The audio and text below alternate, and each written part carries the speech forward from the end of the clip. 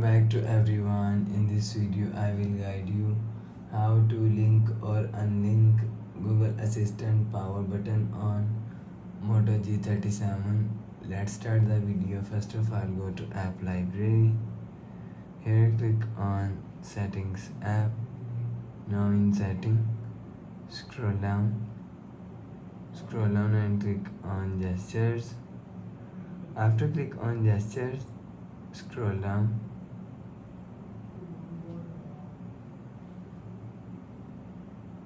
and click on press and hold power button.